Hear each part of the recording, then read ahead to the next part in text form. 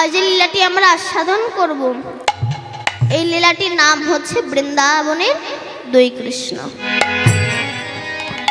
আমার শ্রীদাম সুদাম দাম বসুদাম বটু মধুমঙ্গল প্রমুখ সখা বেষ্টিত হয়ে আমার কৃষ্ণ গোষ্ঠে যাচ্ছে, আর রাধারানী আমার জটিলা মন্দিরে বসে আছে। কখনো কৃষ্ণ যাবে, আমি একটু তাকে দেখব। কখনো সে যাবে, তাকে আমি একটু দেখব। এই জন্য গোবিন্দকে ভজ। গোবিন্দকে ভজলে ভক্তের জন্য ভগবান কি না কি করেছে। ভক্তের জন্য ভগবান ভিক্ষা পর্যন্ত করেছে।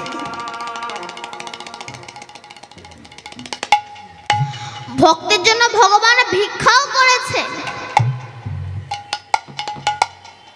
যিনি জগতের সকলের আহার জোগাড় করেন, গোবিন্দ ভাবলেন আমি তো তাকে ভবে পাঠালাম, কিন্তু সে কি খাবে? আমার জন্মানোর আগে আমার মাতৃস্তনে অমৃতের ভান্ডার চলে আসে। সেই দুগ্ধ কতটা মিষ্টতা হলে, কতটা উষ্ণ হলে দুধের শিশু বারবার খাবে। তিনি মিক্সার করে পাঠিয়ে দিয়েছেন। এমন পরম বন্ধু জগতে হয় না। যিনি জগতের সকলের আহার জোগাড় করেন, সেই ভগবান ভক্তের জন্য ভিক্ষা করেছে। এর কত প্রমাণ আছে। ও হরিদাস ঠাকুরের জন্য নীলাচলে মহাপ্রভু ভিক্ষা করেছিলেন। আজও সেই দিনটা পালিত হয়। সেই হরিদাস নির্যাস মহোৎসবে যে কিছু দান করে, যে সেই দিন প্রসাদ পায়, হরিনাম শ্রবণ করে, তার অচিরেই কৃষ্ণ ভক্তির উদয় হয়। অগ্রদ্বীপে গোবিন্দ ঘোষের জন্য গোপীনাথ ভিক্ষা করেছিল। সে যে হরিতকে মুখাশ্বদী সঞ্চয় করে রেখেছিল না, মহাপ্রভু আর সঙ্গে নিলেন না, রেখে চলে গেলেন। সেখানে একটা কুঠির বাঁধলেন, বিবাহ করলেন, সংসার হলো। স্ত্রীটা আগে মারা গেল, পুত্রটা পরে মারা গেল। ওই পুত্রকে কোলে নিয়ে, ছোট ছেলে তো, ওই পুত্রকে কোলে নিয়ে গঙ্গার ঘাটে সমাধি দিয়ে এসে গোপীনাথের চরণে এসে বলছে, গোপীনাথ এত নিষ্ঠুর তুই গোপীনাথ, আমার পুত্রটাকে কেড়ে নিলি তুই। রাধে, কেন গোপীনাথ এমন তুই কেন করলি বলতো? তোর সঙ্গে আমি আর কোনোদিনও কথা বলবো না, তোকে কিছু সেবা দেব না, আমি নিজে কিছু সেবা করব না, তোকেও কিছু সেবা দেব না, আমি তোকে কিছু দেব না। একদিন হয়ে গেল, দুদিন হয়ে গেল, 3 দিন হয়ে গেল, নিজে কিছু খায় না, গোপীনাথকেও কিছু দেয় না। রাধে। আর কোষ্ঠী পাথরের ঠাকুর গোপীনাথ থাকতে পারল না, বেরিয়ে এসেছে। বাবা, ও বাবা, কে কে আমায় বাবা বলে ডাকছে? যে আমায় বাবা বলে ডাকবে তাকে তো আমি গঙ্গার ঘাটে রেখে এসেছি। কে আমায় বাবা বলে ডাকলো? বাবা, আমি তোমার কোষ্ঠী পাথরের ঠাকুর গোপীনাথ। গোপীনাথ, তুই কথা বলতে পারিস? কথা বলা ঠাকুর আমার ঘরে থাকতে আমার ছেলেটা চলে গেল, আর তুই দাঁড়িয়ে দাঁড়িয়ে দেখলি গোপীনাথ? এত নিষ্ঠুর তুই? বলতো, আমি কি তোর কাছে চেয়েছিলাম আমার স্ত্রী দে, পুত্র দে? কেন দিলি? আর কেনই বা নিলি বলতো? বাবা, খুব খিদে পেয়েছে, খেতে দাও না বাবা। গোপীনাথ, তুই আমার ছেলেটাকে কেড়ে নিয়েছিস, এখন খেতে চাইছিস? বাবা, ওটা তোমার অজাত সন্তান, আর আমি তোমার পাথরের বিগ্রহ বলে তুমি আমাকে খেতে দেবে না? জানিস গোপীনাথ, প্রত্যেক বাবা মার একটা ইচ্ছা থাকে, মারা যাওয়ার পরে তার সন্তান মৃত্যুর সময় তাকে হরিনাম শ্রবণ করাবে, রাধে রাধে, তার মুখে জল দেবে, তার শ্রাদ্ধ ক্রিয়া করবে। বলতো, কে আমায় মৃত্যুর সময় হরিনাম শ্রবণ করাবে? কে আমার মুখে জল দেবে? কে আমার পিণ্ডদান করবে? কে আমার শ্রাদ্ধ ক্রিয়া করবে? বল, কে কাছে পড়বে? কে হবে স্বর্ণ খাবে? কে আমার বাৎসরিক ক্রিয়া করবে? বাবা, কথা দিলাম, যতদিন পৃথিবীতে চন্দ্র সূর্যোদয় হবে, তোমার মৃত্যুর সময় আমি তোমায় হরিনাম শ্রবণ করাবো। আমি তোমার মুখে জল দেব, আমি কাছা পড়ব, আমি হবিষ্যন্ন সেবা করব, আমি শ্রাদ্ধ ক্রিয়া করব, আমি পিণ্ড দান করব, আমি তোমার বাৎসরিক ক্রিয়া করব। খেতে দাও না বাবা, খুব খিদে পেয়েছে। লোকেরা দাঁড়ে দাঁড়ে মাধুগিরি করে গোপীনাথের সামনে দিয়েছে, গোপীনাথ সেবা কর। যখন তুলসী পাতা দিয়ে নিবেদন করেছি, গোপীনাথ খেয়েছে। একদিনও হলো, দুদিনও হলো, 1 মাস, 2 মাস, 1 বছর, 2 বছর, বছরের পর বছর গেল। এবার গোবিন্দ ঘোষের চলে যাওয়ার সময় হয়েছে। জগৎ ছেড়ে সবাইকে তো চলে যেতে হবে, কেউ 2 দিন পরে আর কেউ 2 দিন আগে, যেতে তো সবাইকে হবে। তখন গোপীনাথ মনে মনে ভাবছে, আমার বাবার যে চলে যাওয়ার সময় হয়েছে, আমি যে তাকে কথা দিয়েছিলাম মৃত্যুর সময় তাকে আমি হরিনাম শ্রবণ করাবো। পিতার মাথাটা ভক্তের মাথাটা ভগবান পুত্র কোলে নিয়ে আজ হরিনাম শ্রবণ করাচ্ছে। হরে কৃষ্ণ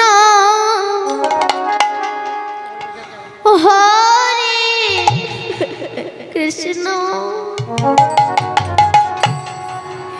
কৃষ্ণ কৃষ্ণ হরে হরে হরে রাম হরে রাম রাম রাম হরে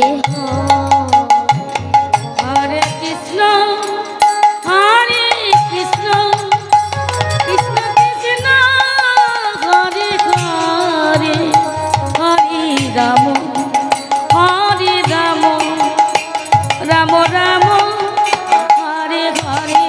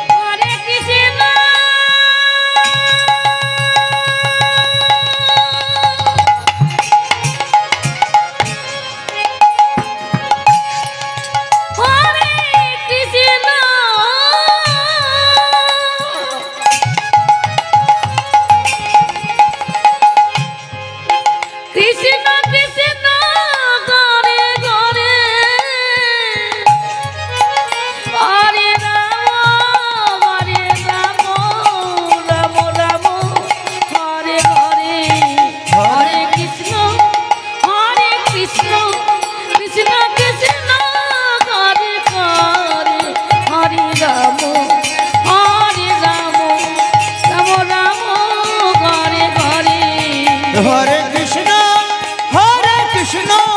কৃষ্ণ কৃষ্ণ হরে হরে হরে রাম রাম রাম হরে হরে। মুখে জলটা ঢেলে দিল, প্রাণটা চলে গেল। এদিকে পূজারী ঠাকুর গোপীনাথের অর্চনা করে শয়নে গিয়েছে। রাত্রের বেলা আমার গোপীনাথ স্বপ্নাদেশ করলো, পূজারী আমার বাবা চলে গেছে, আমার ভক্ত চলে গেছে। আমি যে তাকে কথা দিয়েছিলাম মৃত্যুর সময় আমি তাকে হরিনাম শ্রবণ করাবো, আমি তার পিণ্ডদান করব, শ্রাদ্ধ ক্রিয়া করব। কাল আমার রাজবেশ খুলে দিয়ে আমাকে তুমি কাছা পরিয়ে দিও। 1 মাস আমাকে হবিষ্যন্ন রন্ধন করে খেতে দিও। আর শ্রাদ্ধর দিনকে আমার কি তুমি নিয়ে যেও ওখানে, আমি আমার বাবার পিণ্ডদান করব। আর সমস্ত ভক্ত যেন প্রসাদে পেয়ে যায়, কে যেন অভুক্ত হয়ে না ফিরে যায়। পূজারী বলছে আমি তো দেহের কাঙাল, আমার তো কিছুই নেই, বলো আমি কিভাবে এত ভক্তের সেবা দেব? তুমি চিন্তা করো না, তুমি শুধু নেমন্তন্ন করবে, আমি সব ব্যবস্থা করব।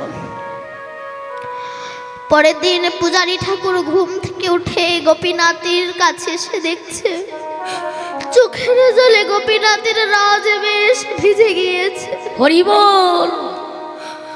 ভক্ত যেমন ভগবানের জন্য কাঁদে, ভগবানও তেমনি ভক্তের জন্য কাঁদে। পূজারী গোপীনাথের রাজবেশ খুলে দিয়ে কাছা পরিয়ে দিয়েছে। বাঁশিটা নামিয়ে রেখে হাতে একটা কুশাসন দিয়েছে। 1 মাস হবিষ্যন্ন রন্ধন করে খেতে দিয়েছে। যেদিন গোবিন্দ ঘোষের শ্রাদ্ধ বাসর, শ্রাদ্ধ ক্রিয়ার দিন সমস্ত পাড়ার মানুষেরা মাথায় চাল ডাল সবজি ইত্যাদি তেল নুন ঝাল এনেছে। পূজারী ঠাকুর একটু ঘোষ ঠাকুরের ছেলেকে ডেকে দাও না। এ কি, ঘোষ ঠাকুরের তো কোনো ছেলে নেই? একটা ছেলে ছিল, সে তো 5 বছর বয়সে মারা গিয়েছে। এ কি গো, কি বলছো? কালকে আমাদের বাড়ি একটা ছেলে গেল, কুশাসন পরা, হাতে কুশাসন কাছা পরা, উস্কো খুস্কো কেশ, দেখতে কালো কিন্তু ডাকটা কি মধুর। আমাদেরকে বলল, মা আমার বাবা মারা গেছে, তোমরা কিছু ভিক্ষা দাও না।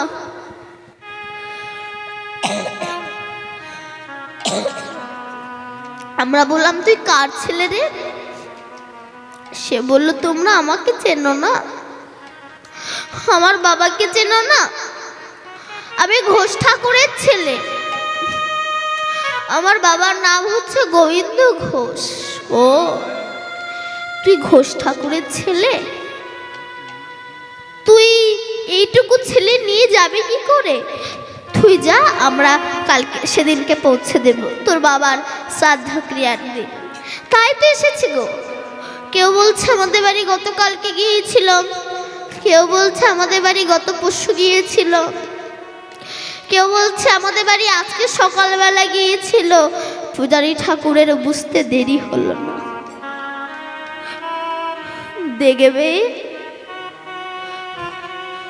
দেখবে কে গিয়েছিল তোমাদের দরজায় ভিক্ষা করতে? এসো এসো এসো, দেখো দেখো দেখো, গোপীনাথ তোমাদের দুয়ারে ভিক্ষা করতে গিয়েছিল। তোমরা চিনতে পারোনি তো? চিনতে পারোনি? গোপীনাথ তোমাদের দাঁড়ে দাঁড়ে ভিক্ষা করতে গিয়েছিল।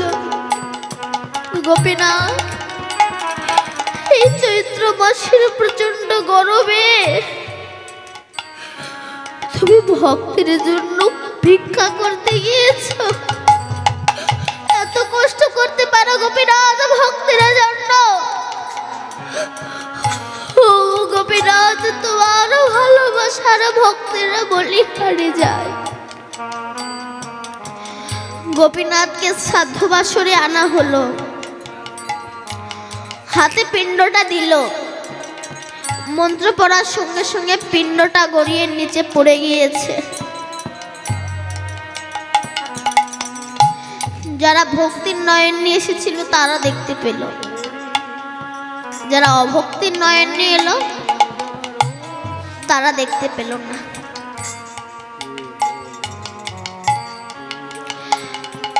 একবার যাবেন অগ্রদ্বীপে, অগ্রদ্বীপের গোপীনাথ কথা বলা ঠাকুর।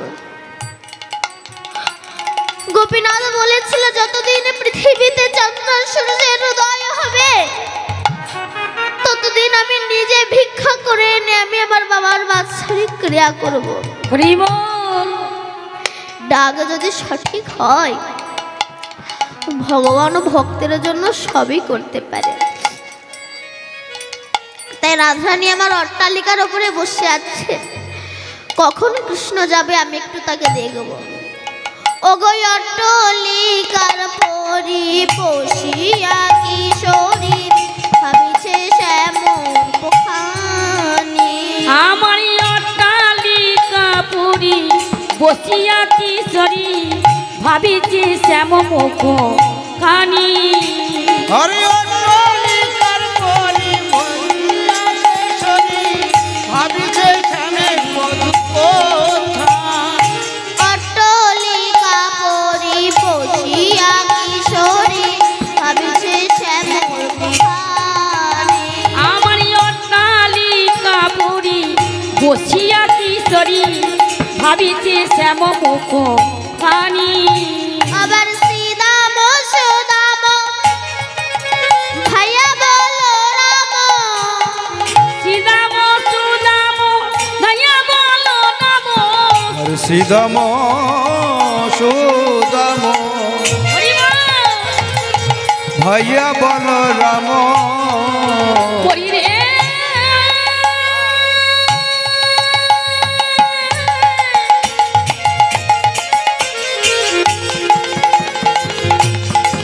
হরি রে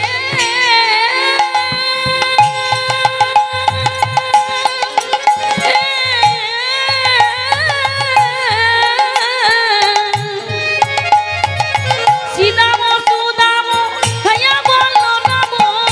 মরত হিবে নুরধনি, মরত হিবে নুরধনি।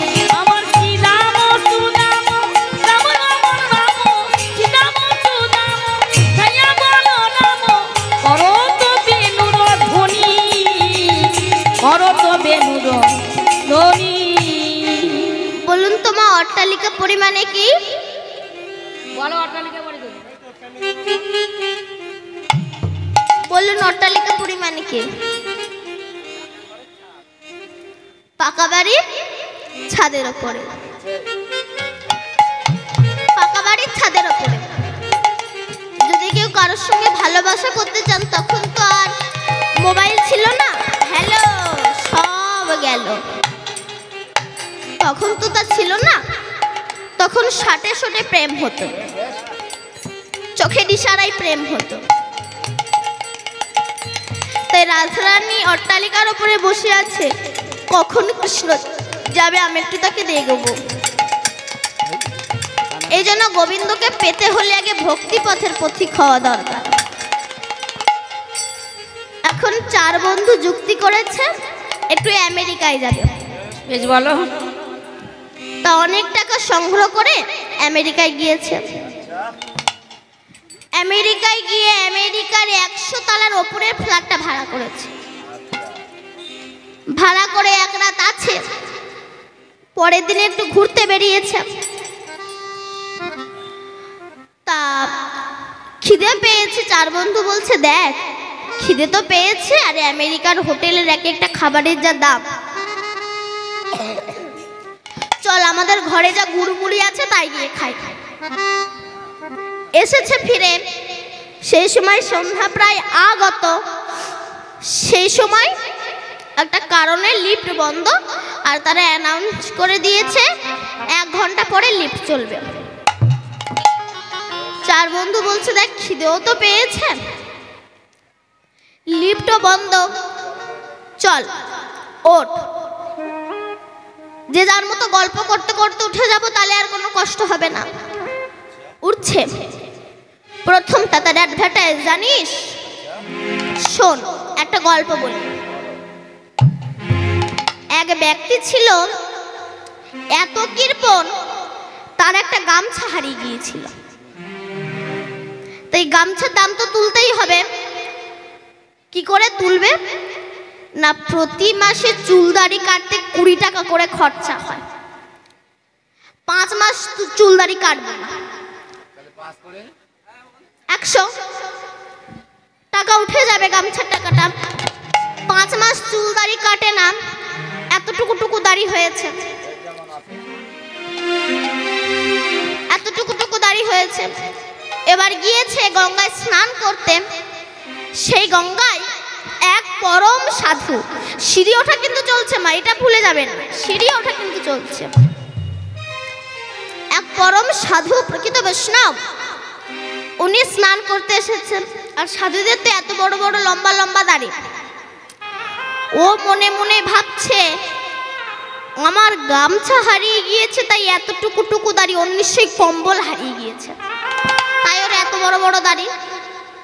বলছে, ও দাদা আপনার কি কম্বল হারিয়ে গিয়েছে? বলে, কেন? বলে, আমার যদি গামছা হারিয়ে এতটুকু দাড়ি হয়ে যায়, নিশ্চয়ই আপনার কম্বল হারিয়ে গিয়েছে, ওই জন্য আপনার অত বড় বড় দাড়ি। একজনের গল্প শেষ। তখন দ্বিতীয় জন বলছে, শোন, পৃথিবীতে আমি যে কত কষ্ট করেছি, কত জম খাটা খেটেছি, এক মুঠো পান্তা পর্যন্ত পাইনি।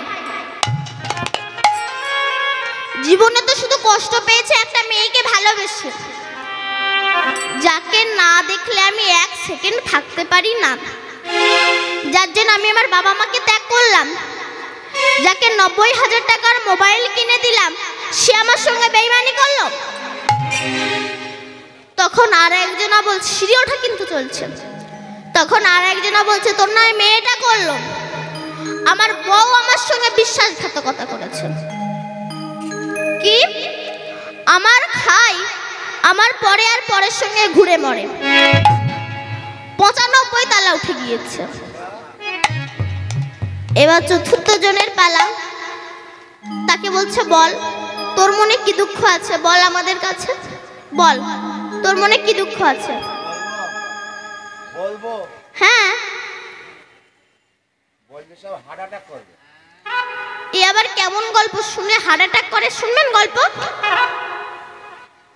আমরা বললাম সবাই সহ্য করতে পারলে, তোর মনে দুঃখের কথা সহ্য করতে পারবো না? বল না। দেখ আমি বললে সবাই হার্ট ফেল করবে, বল না। বলে, শোন, আমরা এই যে এততলা গল্প করতে করতে উঠেলাম, কিন্তু ওপরে গিয়ে যে চাবি দিয়ে তালা খুলে ভেতরে গিয়ে আমাদের খিদে নিবারণ করব, সেই ঘরের চাবি আমি নিচে রিসেপশনে ফেলে চলে এসেছি। এইবার কি হবে? গল্পের কথা মাথায় বজ্র ভেঙে পড়েছে। বৈষ্ণব কবি তত্ত্ব দিচ্ছে, আমরা তো মাতৃগর্ভ থেকে জন্মগ্রহণ করে শুধু গল্প করেই কাটিয়ে দিচ্ছি, কিন্তু সিঁড়ি ওঠা তো চলছে, আয়ু সূর্য তো চলছে। এই চলতে চলতে আমরা যেদিন স্বর্গের দুয়ারে পৌঁছাবো, ওই যে হরি নাম করলাম না, হরি নাম রূপী চাবি নিলাম না, যেদিন স্বর্গের দুয়ারে গিয়ে পৌঁছাবো, ওই যে হরি নাম রূপী চাবি নিলাম না, স্বর্গের দুয়ার খুলতে পারবো না। আমাদেরকে আবার আসতে হবে, আবার যেতে হবে, আবার আসতে হবে, আবার যেতে হবে, আবার 80 লক্ষ জনিত ভ্রমণ করে এই মানব জন্ম পাবনি। তাই গৌর হরি। হরি বলো হরি বলো, হরি বলো ভাই, নামে ছাড়া কলি জীবে গতি নাহি আর। হরি বলো হরি বলো, হরি বলো ভাই, হরি হরি নামে ছাড়া গতি নাহি আর। হরি বলো হরি বলো, হরি বলো ভাই,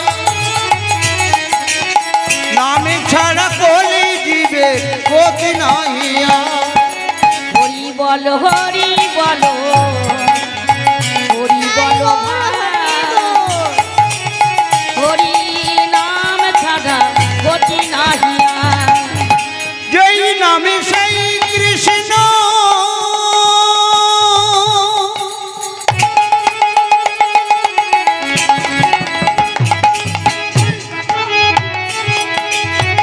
ভজন নিষ্ঠা করি,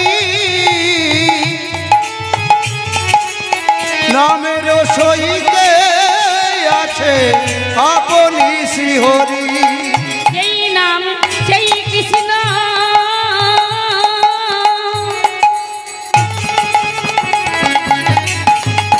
মনরে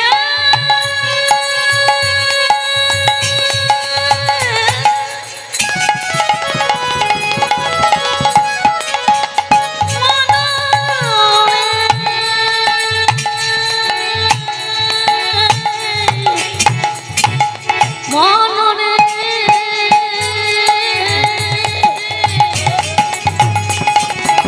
সেই নামে সেই কৃষ্ণ ভজন ইচ্ছা করি, নামের সহিত আছে এ আপনি শিহরি। হরি বলো হরি বলো, হরি বলো ভাই, নামে ছাড়া কলি জীবে গতি নাহি আর। হরি বলো হরি বলো, হরি বলো ভাই, হরি নাম ছাড়া গতি নাহি আর। আরে হরি বলো হরি বলো, হরি বলো ভাই, নামে ছাড়া কলি জীবে গতি নাহি আর। তাই রাধারানী আজ অট্টালিকার উপরে বসে আছে, কখন কৃষ্ণ যাবে আমি একটু তাকে দেখব। গোবিন্দকে ভজতে হলে আগে হৃদয়ে তাকে বসাও। এই দেহ মন্দিরে, আচ্ছা বাইরের এই যে মন্দির যেগুলো আমরা দেখি, এই মন্দিরটা কে তৈরি করেছে মা? কোনো একটা সাধারণ মানুষ তৈরি করেছে। আর এই দেহ মন্দিরটা ভগবান তৈরি করেছে। বাইরের যে মন্দির, যে মন্দির সাধারণ মানুষ তৈরি করেছে, সেই মন্দিরে আমরা ধূপ জ্বালাই আর কি জ্বালাই? দীপ জ্বালাই। দেহ মন্দির যেটা ভগবান তৈরি করলো, এখানে আমরা বিড়ি জ্বালাই। বাইরের যে মন্দির সেখানে ধূপ আর দীপ জ্বালাচ্ছেন। দেহ মন্দির যেটা ভগবান করেছে, এই দেহ মন্দির, সেখানে আপনারা বিড়ি সিগারেট জ্বালাচ্ছেন। বাইরের যে মন্দির যেটা সাধারণ মানুষ তৈরি করলো, সেই মন্দিরে তো আগে প্রাণ প্রতিষ্ঠা করতে হয়, তারপরে তো পূজা। কিন্তু দেহ মন্দিরে কোনো প্রাণ প্রতিষ্ঠা করতে হয় না, সর্বদাই আমার গোবিন্দই হৃদয় মন্দিরে জেগে বসে আছে। বাইরের যে মন্দির,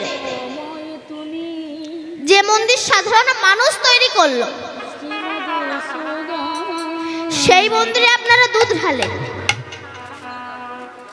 শুদ্ধ গঙ্গা জল ঢাললেন। কিন্তু যে মন্দির ভগবান তৈরি করলো, এই দেহ মন্দির, সেখানে আমরা মদ ঢালি। বাইরের মন্দিরে দুধ ঢালি, যেখানে ভগবান বিরাজমান সেখানে আমরা মদ ঢালি। বাইরের যে মন্দির সাধারণ মানুষ তৈরি করলো, সেই মন্দির সুন্দর করে পাথর প্লেট দিয়ে সাজায়, কিন্তু হৃদয়কে অনুরাগ দিয়ে ভক্তি দিয়ে সাজায়।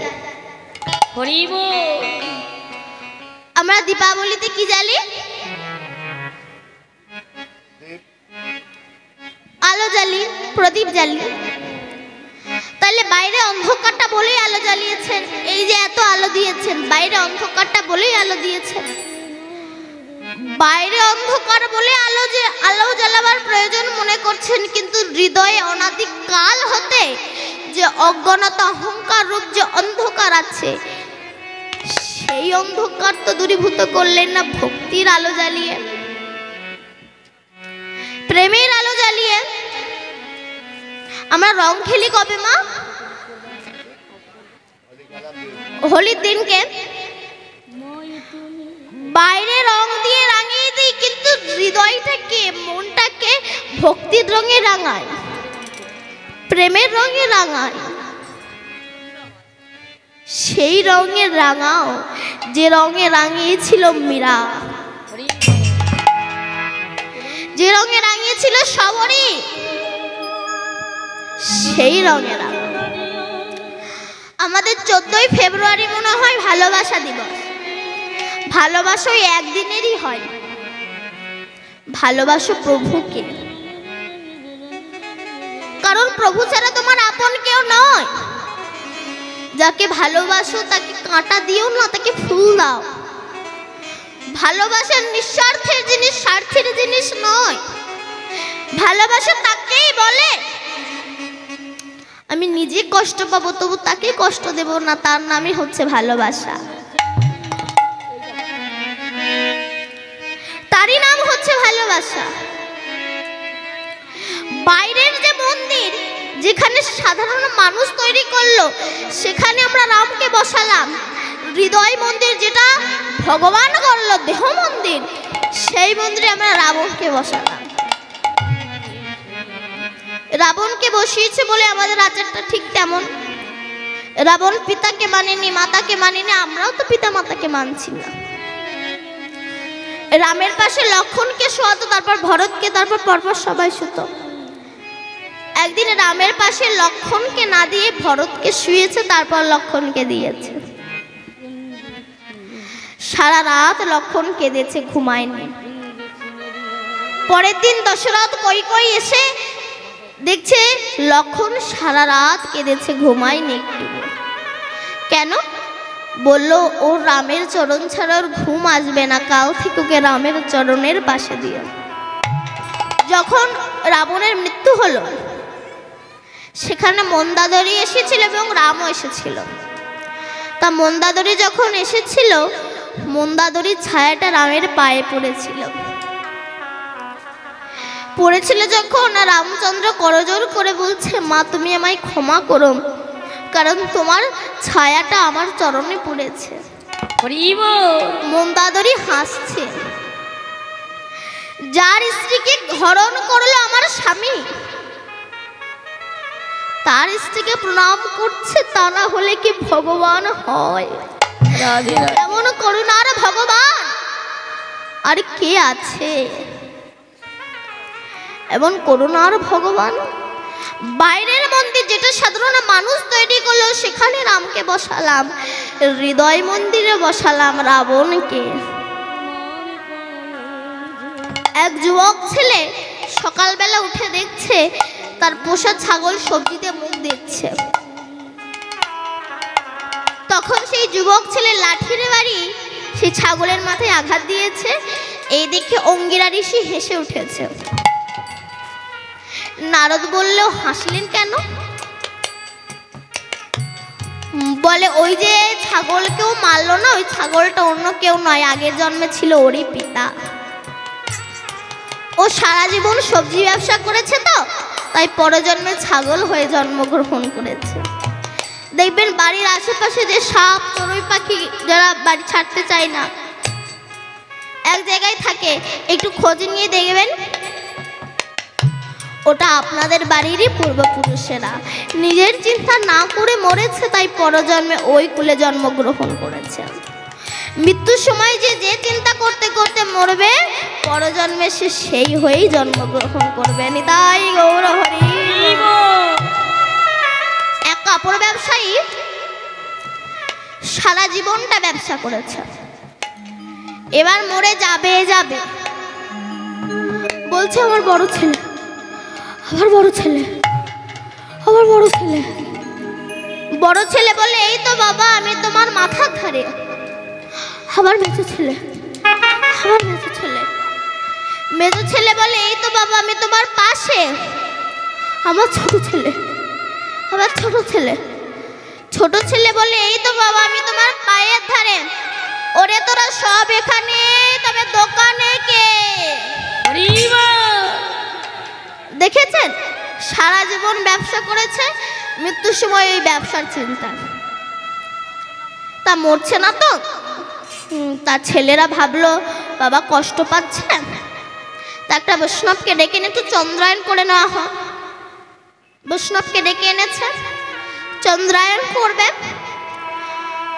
তা সেই বৈষ্ণব বলছে, বলে তো হরে কৃষ্ণ, হরে কৃষ্ণ, কৃষ্ণ কৃষ্ণ হরে হরে, হরে রাম, রাম রাম হরে হরে। ও তখন রাম করছে, মানে বলবো না।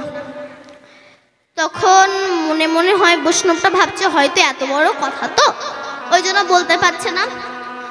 বলে বলো তো নিতাই গৌর হরি বল, হরি। তখনও বলছেন অত শত কথা বলতে পারবো না, অত শত কথা বলতে পারবো না, এটা বলতে পারলো, নিতাই গৌর হরি বল বলতে পারলো না।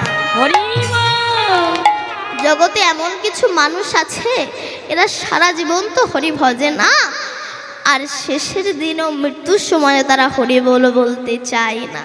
রাধে রাধে রাধে। তাই আমার রাধামিয়া অট্টালিকার উপরে বসে আছে, কখন কৃষ্ণ যাবে আমি একটু তাকে দেখব। আবার কৃষ্ণ ভাবছে যদি রাধা আমাকে না দেখতে পায়, তাই হাতে একটা বাঁশি ছিল, ওই বাঁশিটা ত্রিভঙ্গ মুরারি হয়ে বাঁশিতে ফু দিয়েছে। আবার শ্রীদাম সুদাম ভাইয়া বলো রাম, শ্রীদাম সুদাম ভাইয়া বলো রাম, শ্রীদাম সুদাম ভাইয়া বলো রাম। করত হিবে নুরধুনি, করত হিবে নুরধুনি। আমার শ্রীদাম সুদাম ভাইয়া বলো রাম, শ্রীদাম সুদাম ভাইয়া বলো রাম। করত বেনুর ধ্বনি, করত বেনুর ধ্বনি। বলি ওম নিবাসী এই উঠিল, অমনি মাসি বেজে গঠিল, অয়মনি বাসি বেজে উঠিল। জয় রাধে শ্রী রাধে বলে হরিব ওম নিবাসী বেজয় উঠিল। জয় রাধে শ্রী রাধে বলে, অমনি বাসি বেজে গঠিল। আর জয় রাধেশি রাধে বলে অগ্নিবাসী বেজে উঠিল। রাধে কৃপা কর বলে ওম নিবাসী বেজয় উঠিল। জয় রাধে কৃপা কর বলে, রাধে চরণ পাবে বলে, জয় রাধে শ্রী রাধে বলে, আরে অগ্নিবাসী বেজে উঠিল। জয় রাধে শ্রী রাধে বলে। অগ্নিবাসী বেজে উঠিল। শ্রীমতী রাধা রানী কি জয়। আজ বাঁশি বেজে উঠেছে। পৃথিবীতে বাবা যত যন্ত্র আছে সবচেয়ে সমুদ্র যন্ত্র হচ্ছে বাঁশি। এই বাঁশিটার জন্ম কোথায়? পূর্বে ব্রহ্মা ক্রিয়াতে যজ্ঞে বেণু, পঞ্চবেণুর সাথে নবম পর্বে সারহন্য, ষষ্ঠমে জলধনু, পঞ্চমে হয় গান্ডীব ধনু, সপ্তমে হয় হরধনু। বিশ্বকর্মার নিষ্কাম যজ্ঞে 25 পর্বে আহুতিতে একটা বাঁশির উৎপত্তি হয়েছিল। এত ঊর্ধ্বে পর্বটা ছিল, এই এক পর্বে হয়েছিল মোহন বাঁশি। এই বাঁশিটা কৃষ্ণের কাছে আসলো কি করে? না, জনক রাজা প্রচার করেছিল এই হরধনুটাকে, মানে এই ধনুকটাকে যে ভাঙতে পারবে তাকে আমি আমার কন্যা দান করব। সবাই এসেছিল, কেউ ভাঙতে পারেনি। শেষে যখন রামচন্দ্র এসেছিল, হরধনু বলেছিল, প্রভু তোমাকে আর কষ্ট করে ভাঙতে হবে না, আমি নিজেই ভেঙে যাব। তবে প্রভু কথা দাও, একবার যদি করে তোলো, কর মানে হাত, আমাকে আর নিচে নামাবে না। রামচন্দ্র কথা দিয়েছিল, তুমি ত্রেতা যুগে আমার হাতে হরধনু হয়ে থাকবে, দাপর যুগে তুমি হবে মুরলী, আর কলি যুগে তুমি হবে আমার হাতে দণ্ড। যখন তুমি দাপর যুগে আমার হাতে মুরলী হবে, সেই সময় এক সময় আমি তোমায় অমৃত দিয়ে বাজাবো। অধর, অধর মনে ঠোঁট, আর কৃষ্ণের সারা অঙ্গই তো মধুর। যখন মধুর ঠোঁট লাগে, মধুর মতো বাঁশি বেজে ওঠে। সেই বাঁশির ধ্বনি আজ আমার রাধা রানী শুনতে পেয়েছে। জটিলা গৃহে বাস করে তো কৃষ্ণ দর্শনে যাবে কি করে? দেখুন, সংসারে থেকেও কিন্তু গোবিন্দকে ভজা যায়, কিন্তু আমরা সংকে সার করে বসেছি, ভগবানকে অসার ভেবে বসেছি। এই সংসার কারাগার থেকে কিন্তু মা মুক্তি পাওয়া ভীষণ কঠিন বিষয়। কোনো আসামি যখন অপরাধ করে তখন তাকে জেলখানায় রাখা হয়, কিন্তু তার জন্য নির্দিষ্ট দিনই রাখা হয় যে অমুক দিন ছাড়া পাবে। কিন্তু সংসারে মানুষের জন্য নির্দিষ্ট দিন নেই যে সে অমুক দিন ছাড়া পাবে। দেখবেন ফুটবল খেলার মাঠে যখন খেলোয়াড়রা খেলতে নামে, সেই সময় এই খেলোয়াড় ফুটবলকে লাথি মেরে ওই খেলোয়াড়ের পায়ে দেয়, ওই খেলোয়াড় ফুটবলকে লাথি মেরে ওই খেলোয়াড়ের পায়ে দেয়। তখন ফুটবল মনে মনে ভাবছে, আমি কখন গোলকির কাছে যাব, গোলকি হয়তো আমাকে লাথি মারবে, কিন্তু সে তো প্রথমে আমায় বুকে করে নেবে। সংসারে প্রত্যেকটা বাবা মায়েরই একই অবস্থা। বড় ছেলের কাছে লাথি খেয়ে মেজো ছেলে, মেজো ছেলের কাছে লাথি খেয়ে সেজো ছেলে, সেজো ছেলের কাছে লাথি খেয়ে ছোট ছেলে, ছেলের কাছে লাথি খেয়ে বৌমা, বৌমার কাছে লাথি খেয়ে নাতি নাতনি, নাতি নাতনির কাছে লাথি খেয়ে আত্মীয় স্বজন। আর এই লাথি খেতে খেতে খেতে খেতে আমরা বার্ধক্যই পরিপূর্ণ হয়ে যায়। সেই সময় দিনের শেষে মনে পড়ে আমার দীনবন্ধুর কথা। তখন চোখে দেখতে পাই না, মুখে কথা বলতে পারি না। সেই সময় নবদ্বীপের বুকে দুই গুলকি, এক হচ্ছে আমার গৌর আর এক হচ্ছে আমার নিতাই। তারা এসে বলছো, রে তোদের যে লাথি খেতে খেতে তোদের যে অন্তিম সময় চলে এসেছে,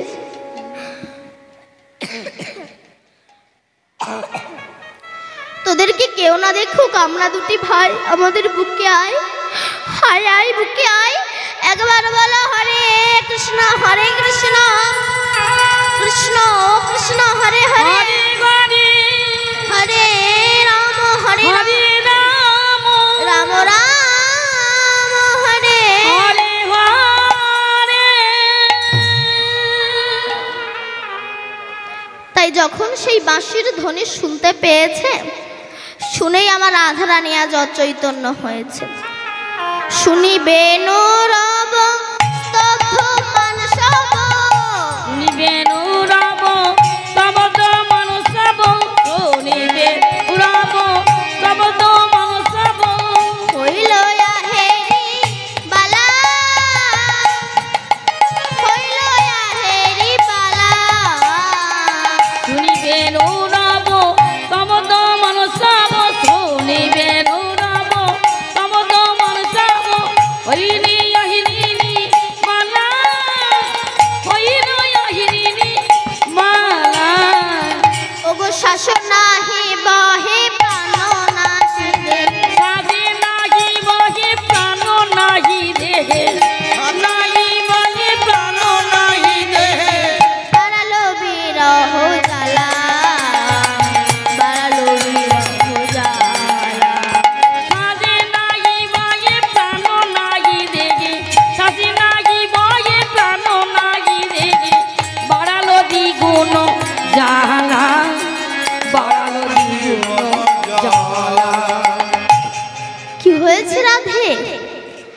কাঁদছিস কেন? বলে কৃষ্ণ দর্শনে যাব। কৃষ্ণ দর্শনে যাবি তো শুয়ে পড়। রাধারানী শুয়ে পড়েছে। উমাইরা, আপনারা কৃষ্ণ দেখবেন? দেখবেন আপনারা কেউ দেখবেন? স্বয়ং ভগবান দেখবেন না পাথরের ভগবান দেখবেন? স্বয়ং ভগবান দেখবেন? তো কিছু বলুন, আমি কথা দিলাম আজকে সত্যিকারের ভগবানকে দেখাবো। দেখবেন? যদি দেখেন তাহলে শুয়ে পড়ুন, দেখবেন স্বয়ং ভগবান দাঁড়িয়ে আছে। শুয়ে পড়ুন, শুয়ে পড়ুন। আমার কথা মনে হয় কারোর বিশ্বাস হয় না। বললাম তো শুয়ে পড়ুন, স্বয়ং ভগবানকে দেখতে পাবেন। এখানে নয়, বৈষ্ণবের চরণ ফুলিতে গড়াগড়ি দাও নেতা।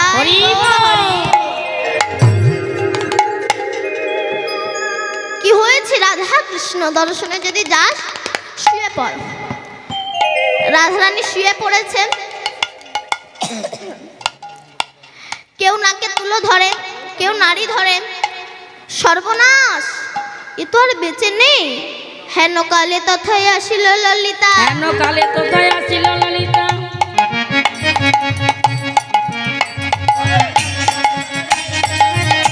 তথায় আসিল ললিতা, হেন কালে তথায় আসিল ললিতা। সকালে লইয়া সঙ্গে, হেন কালে তথায় আসিল ললিতা, বিশাখা লইয়া সঙ্গে। এলিত নলিনী পড়িল ধরণী ধুলায় ধূসর অঙ্গে। এলিত নলিনী পড়িল ধরণী ধুলায় অঙ্গে। কি হয়েছে রাধে? রাধারানী বলছে শ্যাম গুঠে গেল, মোরা যাই চলো। শ্যামে গোঠে গেল, মোরা যাই চলো। আর শ্যামে গোঠে গেল, মোরা যাই চলো। ধরিয়া রাখালে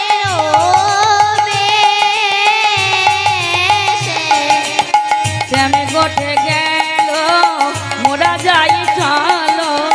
ধরিয়া রাখালবে সে।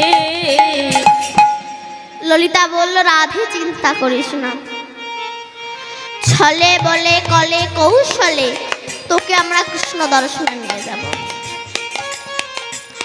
রাজরানী বলছে, তুই তো জানিস আমি যে বাঘিনীর ঘরে বাস করি, কৃষ্ণ নাম বলতে দেয় না, তার কাছে দর্শনে নিয়ে যাবে কি করে? নিয়ে যাবে কি করে রে?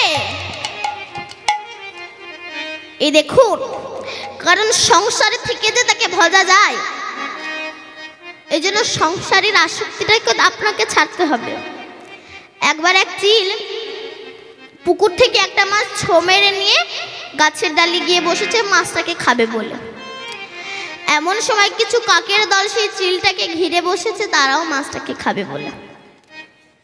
চিল দেবে না বলে এই গাছের ডাল থেকে যাই ওই গাছের ডালে গিয়ে বসলো, কাকের দলে এই গাছের ডাল থেকে ওই গাছের ডালে গিয়ে বসলো।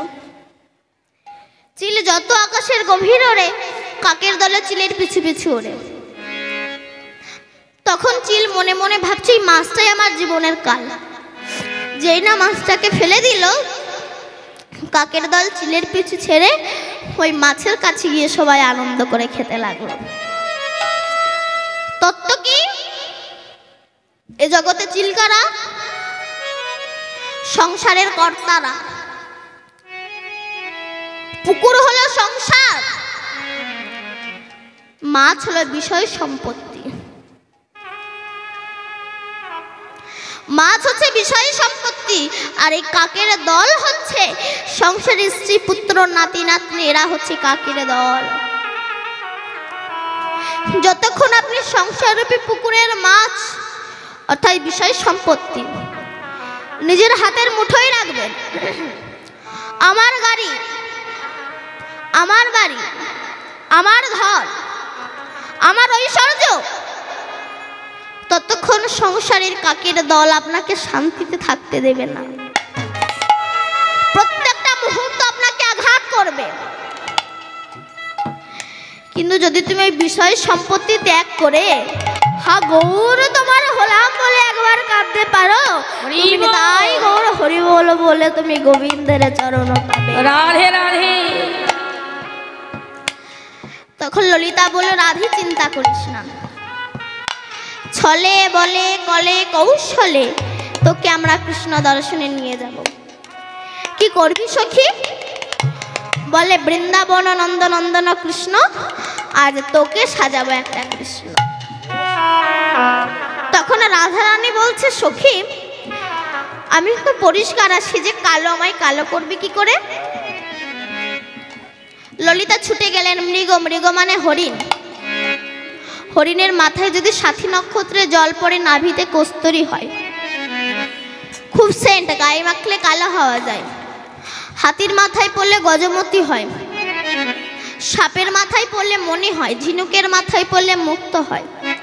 ললিতা ছুটে গেলেন। মৃগ মদ কস্তুরী আনি অঙ্গ কইল কালা, কস্তুরী আনি অঙ্গ কইল কালা, মৃগ মদ কস্তুরী আনি অঙ্গ কইল কালা, গলায় গাথিয়া দিল কদমেরি মালা, আমার গলায় গাঁথিয়া দিল কদমেরি মালা, আর গলায় গাথিয়া দিল কদমের মালা। এই ললিতা দেখ না কি দেখছি। এই ললিতা, তুই আমার সারা গা কালো করে দিলি কেন? কৃষ্ণ দর্শনের আশায় সারা গা কালো হয়ে গেছে না? কালো করলি কেন? নইলে কৃষ্ণ দেখতে পাবি না। ললিতা বলল, রাধে যদি কালো না করবো তোকে কৃষ্ণ দর্শনে নিয়ে যাব কি করে? রাধারানী বলছে, যদি কৃষ্ণ করার দরকার ছিল আমায় বললি না কেন? বলে, বললে কি করতিস? বলে, ভিতর বাহির করে দিতা। ওরে ললিতা রে,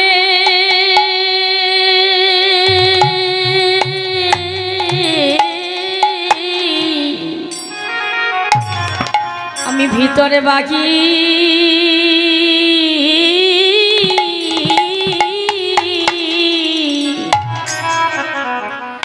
ভিতরে বাহির করে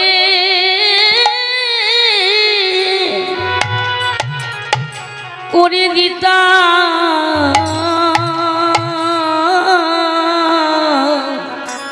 আমার হৃদয়ে গো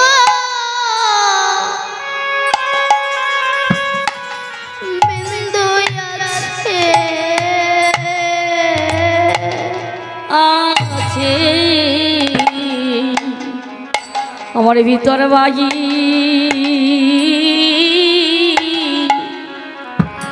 ভিতরে বাহির করে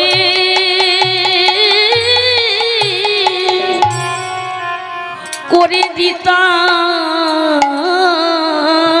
আসতে আমার ভিতরে কি মা, আমাদের হৃদয়ে গোবিন্দ নেই? গোবিন্দ সমুদ্র মন্থন হয়ে যে বিষ উঠেছিল, সেই বিষ কে খেয়েছিল? কে খেয়েছিল? মহাদেব, শিব। সেদিন শিবের একটা নতুন নাম হয়েছিল, কি বলুন তো? নীলকণ্ঠ। কেন নীল বডি হয়নি, কেন নীলকণ্ঠ কেন হয়েছিল?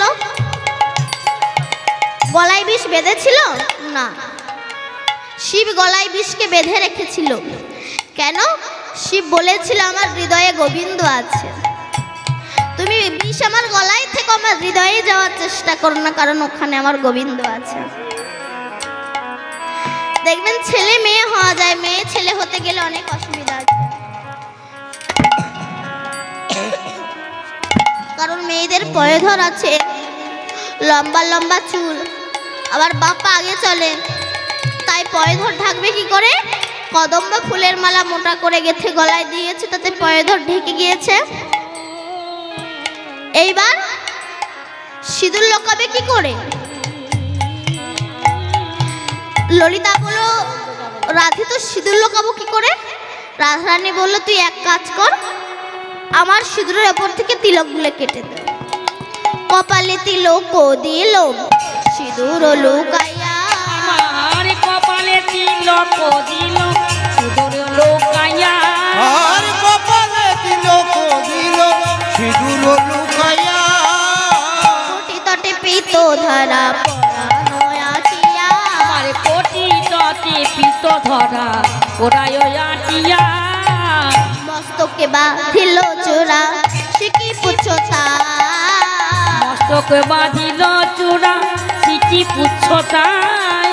তাহাতে কতে শোভা নয়নে না যায়। আমার তাহাতে কতে শোভা কখনে না যায়, শোভা কখনে না যায়। তাহলে সিঁদুরটা লোকালো কিভাবে? গোপীচন্দন সিঁদুর ওপর থেকে কেটে দিয়েছে, মাথায় পাগড়ি বেঁধে নিয়েছে, তাতে সিঁদুর লুকিয়ে গিয়েছে। এই জন্য তাকে সতী নারী বলে, যে নারীর 5টা স্বামী। আপনাদের আছে তোমার 5টা স্বামী? আছে তো? আছে 5টা স্বামী।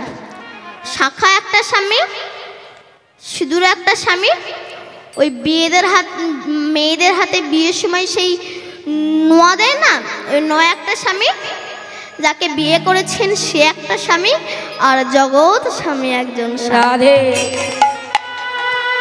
এই হচ্ছে পঞ্চস্বামী। তাই রাধারানী কৃষ্ণ হয়েছেন, কিন্তু বাঁশি পাবে কোথায়? বিনোদিনী কহে যদি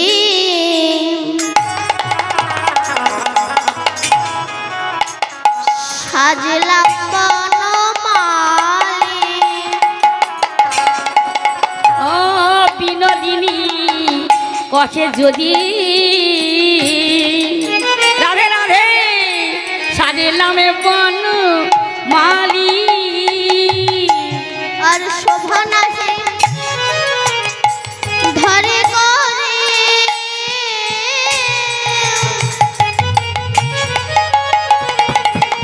আমার বিনায় মরলে। আমার সুধা নাহি,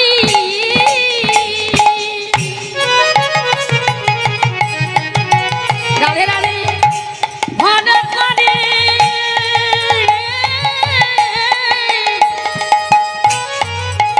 আমার বিনয় মরলি।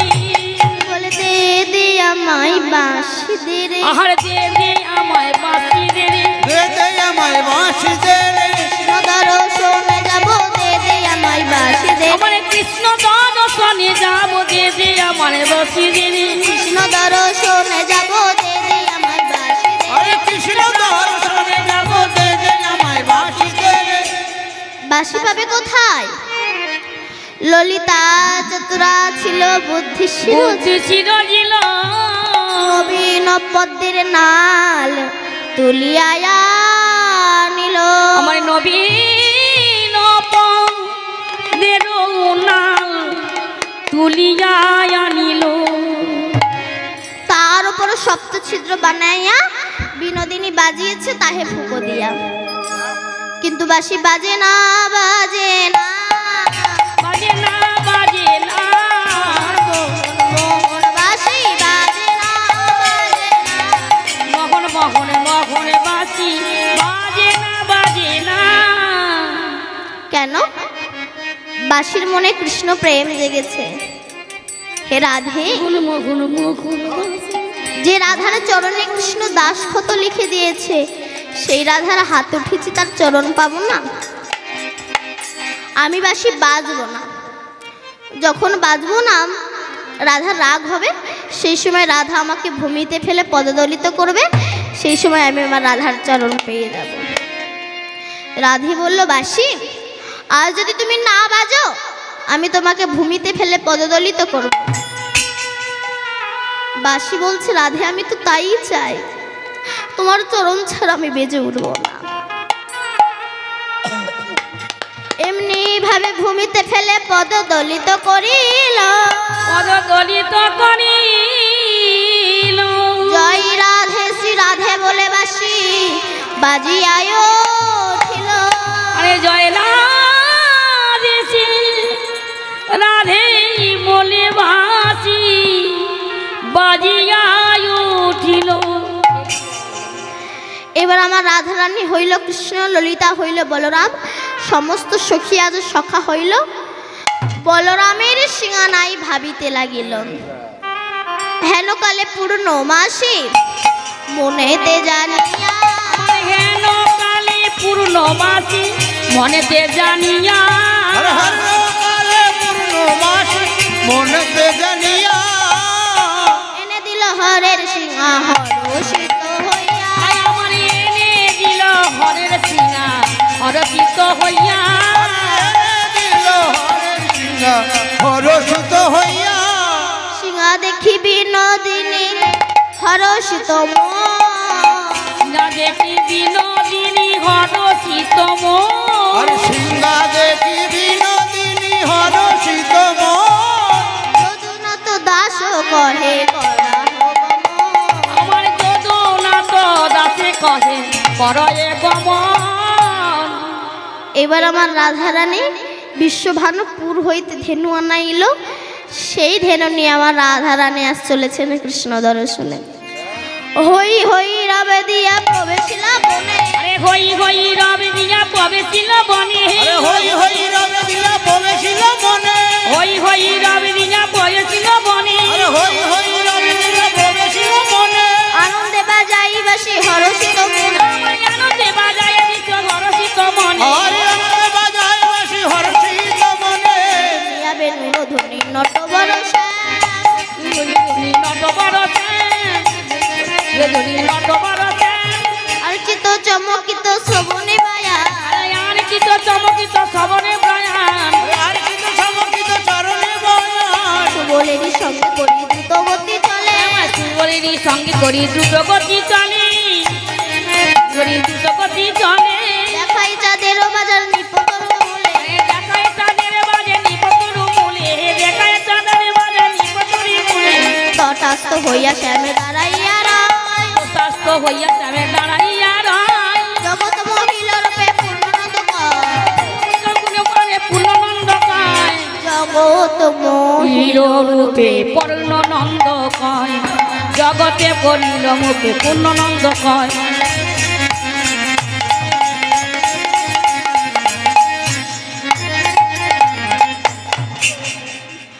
রাধারানী কৃষ্ণের কাছে এসে বলছে, কৃষ্ণ আমরা কংসের চর তোমাকে ধরতে এসেছি। এ বলে বেঁধে ফেলেছে। ইহতর বন্ধনেতে কাতর হইয়া শ্যাম। আর ইহতর বন্ধনেতে কাতরে হইল সে। ইহতর বন্ধনেতে কাতর হইয়া শ্যাম। মরিবে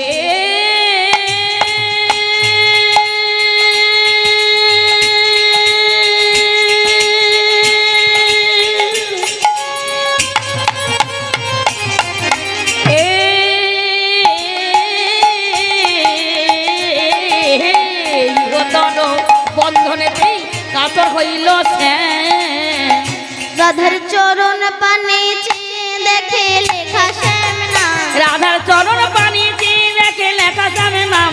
চরণ পানি চেয়ে দেখে লেখা সামনে নাম। রাধার চরণ পানি চেয়ে দেখে লেখা সামনে নাম। আর চরণ মনে চেয়ে দেখি একসাথে না। হাসি হাসি কালো শশী হৃদয়ে ধরিল। আমার হাসি হাসি কালো শশী জড়ায়ে ধরিল। হাসি হাসি কালো শশী জড়ায়ে ধরিল। কৃষ্ণ বেশে রাধা কৃষ্ণের মিলন হইল। কৃষ্ণ বেশে রাধা কৃষ্ণের মিলন হইল। আর কৃষ্ণ বেশে রাধা কৃষ্ণের মিলন হইল। কৃষ্ণ বেশে রাধা গোবিন্দের মিলন হইল। রাধা গোবিন্দ লীলা এইখানে রহিল। রাধা গোবিন্দ লীলা এইখানে রহিল। আরে রাধা গোবিন্দ লীলা এইখানে রহিল। রাধা গোবিন্দ লীলা এইখানে রহিল। রাধা গোবিন্দ লীলা এইখানে রহিল। বদন ভরে সবাই মিলে হরি হরি বল। আমার এ সবাই মিলে হরি হরি বলো আরে বদন ভরে সবাই মিলে হরি হরি বলো সবাই মিলে হরি হরি বলো